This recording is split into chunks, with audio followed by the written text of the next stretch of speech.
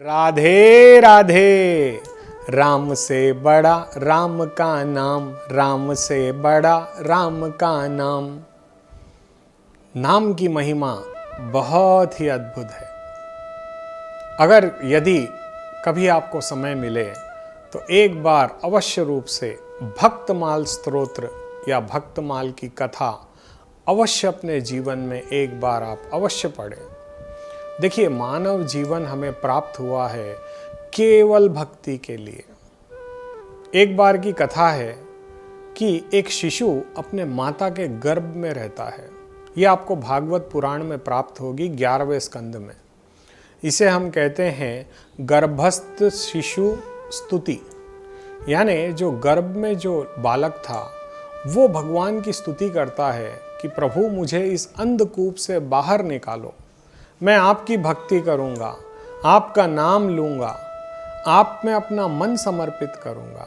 ऐसी स्तुति एक गर्भस्थ शिशु अपनी माँ के गर्भ में जब वो होता है, जिसे हम गर्भावस्था समय कहते हैं, उस समय वो भगवान से, क्योंकि गर्भ में जो शिशु होता है वो उल्टा लटका होता है और जैसे वो बड़ा हो जाता है तो उसके पास स्थान नहीं होता, वो उसी बुरी अवस्था में लटका रहता है। और कई कीड़े जो माता के गर्भ में होते हैं वो उसे नोचते हैं, उसकी कोमल त्वचा उससे काफ़ी बहुत ही परेशानी में वो आ जाता है। तब जब जब उसे चेत होता है वो गोविंद से प्रार्थना करता है कि हे गोविंद, मुझे इस अंधकूप से बाहर निकालें, मैं आपकी भक्ति करूँगा। परंतु जैसे ही वो बालक का जन्म होता है, माया का एक ऐसा पर्दा हम सब पर आ जाता है, उस बालक पर भी आ जाता है और वो परमात्मा को ही भूल बैठता है और वो स्तुति भी भूल जाता है। जब वो गर्भस्थ था और जो उसने स्तुति भगवान से की थी उस स्तुति को भी वो भूल जाता है, परमात्मा को भी वो भूल जाता है। और यही हाल आज हम सभी का भी है। देखिए, जीवन में भले ही आप सब कुछ छोड़ दें लेकिन भगवान का नाम लेना ना छोड़ें।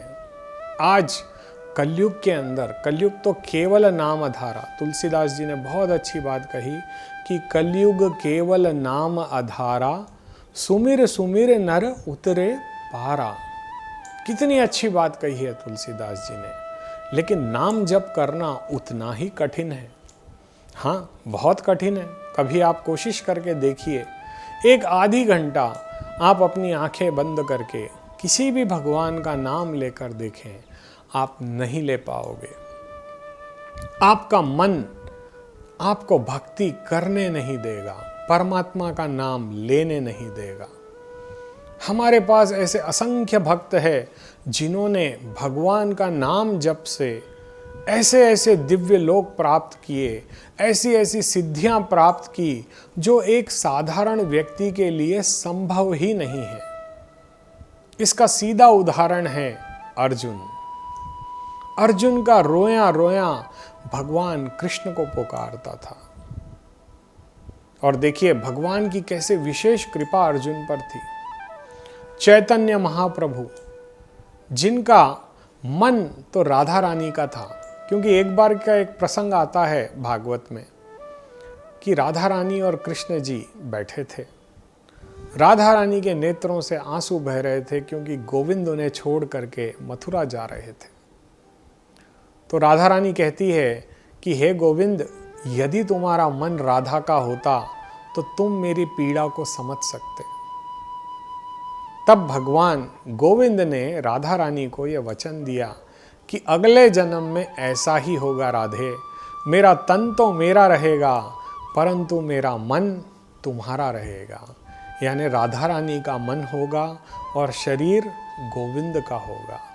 और इसी का स्वरूप है चैतन्य महाप्रभु। चैतन्य महाप्रभु बचपने से ही बहुत अलौकिक संत थे। जब उनकी दीक्षा हुई और भगवान गोविंद के नाम में वो लग गए तो आज हमें ये जो मंत्र प्राप्त हुआ है, महामंत्र जिसे कहा जाता है, हरे कृष्ण कृष्ण कृष्ण हरे हरे, हरे राम राम राम हरे हरे, ये महामंत्र हमें चैतन्य महाप्रभु से ही प्राप्त हुआ है।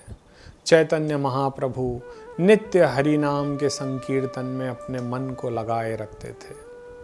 जगन्नाथपुरी में वो वास करते करते हरि नाम संकीर्तन की ऐसी दिव्य ज्योति उन्होंने प्रकाशित की जिसकी गूंज सारे भारतवर्ष में फैल गई।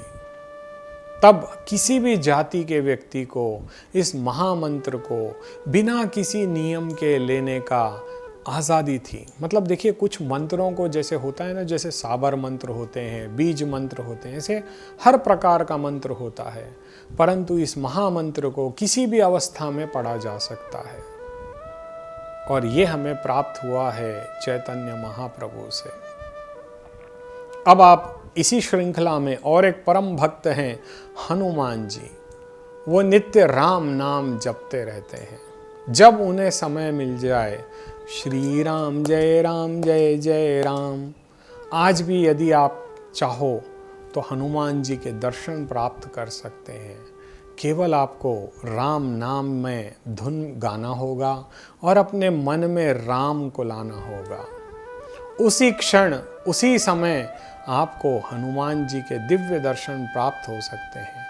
उनकी अनुभूति आप प्राप्त कर सकते हो। इस दिव्य नाम में वो लीला है।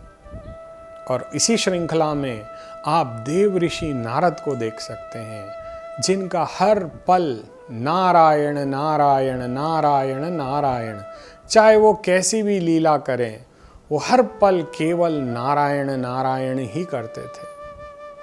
तो नाम में इतनी ताकत है, नाम में इतना पावर है, जिसका बखान यदि हम करने जाएं तो समय की सीमा कम पड़ जाएगी, परंतु भगवान के नाम की महिमा का हम उल्लेख तक नहीं कर पाएंगे, एक शब्द नहीं कह पाएंगे।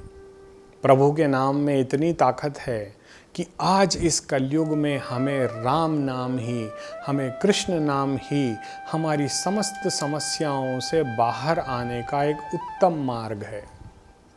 हर किसी व्यक्ति को नित्य प्रति स्नान इत्यादि करने के बाद भगवान के समक्ष अपने दोनों नयन बंद करके आपको अपने मन से 2 अक्षर का प्यारा नाम राधे हो या राम, ये आपकी इच्छा। आपको करना क्या है, श्वासों की माला से उसे जपना है। यानी जब आप श्वास लें तो रा कहें, और जब आप श्वास छोड़ें तो म कहें। राम राम राम। इसी तरह आप रा धे रा धा, अपने श्वासों में राधा या राम, कृष्ण, हरि, शिव, देखिए हर भगवान के 2 ही अक्षर हैं। यदि आप नित्य प्रति इसको अपनी सांसों में समा लें और हर पल आपकी सांस की तरह जैसे हमारी श्वास चलती है, उसी प्रकार यदि हम भगवान के नाम जप की प्रतिक्रिया प्रारंभ कर दें, यदि हो सके तो 24 घंटे तो देखिए हमारे लिए संभव नहीं है। इस कलयुग में व्यक्ति का मन नाना प्रकार की वस्तुओं में घिरा है। उसके पास कई समस्या है, कभी रोटी की समस्या, कभी बच्चे की पढ़ाई की समस्या, कभी पैसों की समस्या, कभी आरोग्य की समस्या।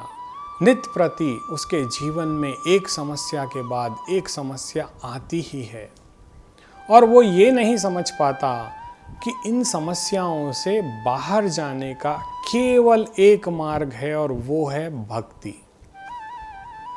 देखिए, जीवन क्षणभंगुर है, परंतु इस जीवन को भी आनंदित कर सकते हैं उसके नाम से। हरि की शरण में रहने से, हरि का स्मरण करने से हम जीवन की समस्त अभिलाषाओं को पूर्ण कर सकते हैं और अंत में भगवान गोविंद के धाम को प्राप्त कर सकते हैं। परंतु आज इसका उल्टा ही होता है। हमारे पास परमात्मा का नाम लेने का समय तक नहीं है, और हम चाहते हैं कि परमात्मा हमारे जीवन में कभी कोई समस्या नहीं देना। यानी कोई समस्या हमारे जीवन में ना आए, केवल हम सुख ही भोगें, तो वो तभी संभव है जब आप गोविंद नाम की शरण में रहें।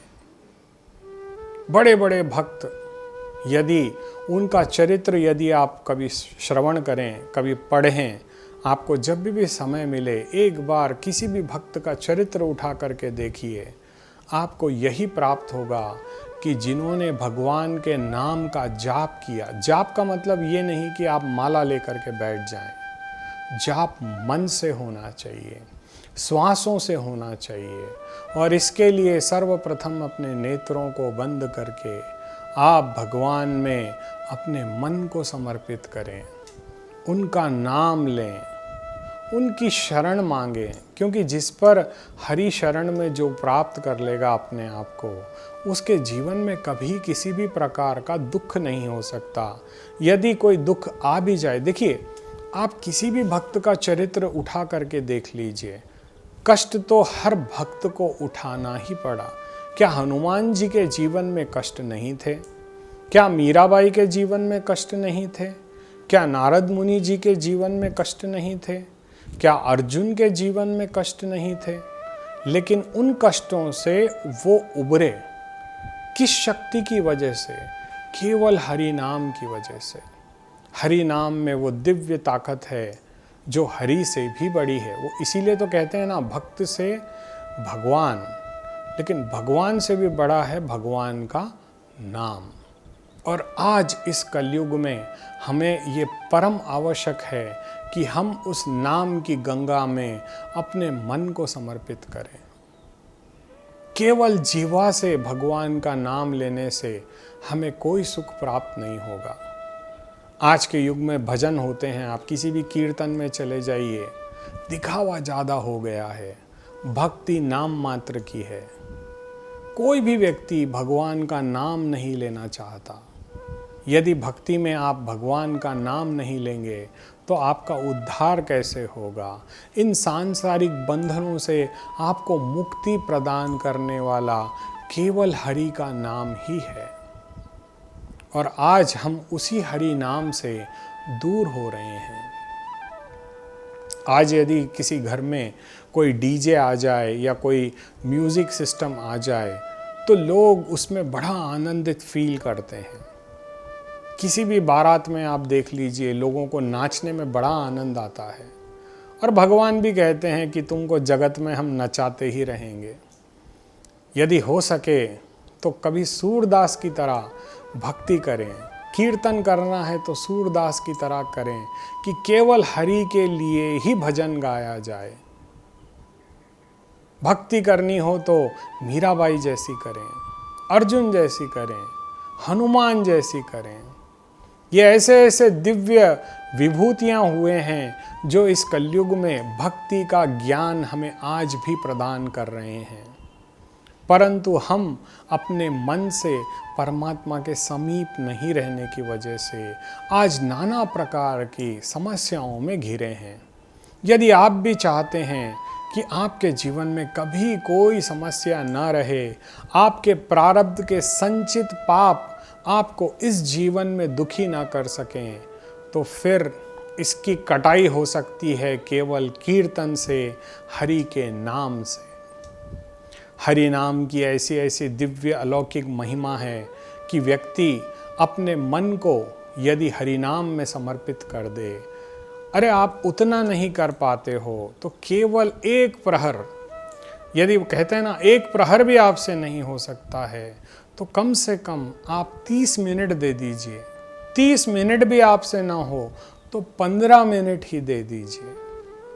आज हम व्हाट्सएप के लिए टाइम निकाल सकते हैं, दूसरी कई अन्य सोशल मीडिया के लिए टाइम निकाल सकते हैं, परंतु जो परमात्मा हमारे जीवन को सुखी कर सकता है उसके लिए हमारे पास समय नहीं है। और यही इस कलयुग की सबसे बड़ी विडंबना है। अपने मन को यदि हम हरि के चरणारविंद में समर्पित नहीं करेंगे तो हम कैसे अपने जीवन को सनात कर सकते हैं? हमारे आने वाली पीढ़ियों को यदि हम भक्ति का ज्ञान न दें, यदि हम नाम जप की महिमा उन्हें नहीं समझाएंगे, तो उनका जीवन भी तो कष्टमय ही रहेगा। क्या आप चाहते हैं कि आपके बच्चों का जीवन कष्टपूर्ण हो या सुखद हो? इसका निर्णय केवल आपके हाथ में है। उन्हें वो दिव्य नाम की शक्ति दीजिए जिससे उनका जीवन सनात हो सके। राधे राधे।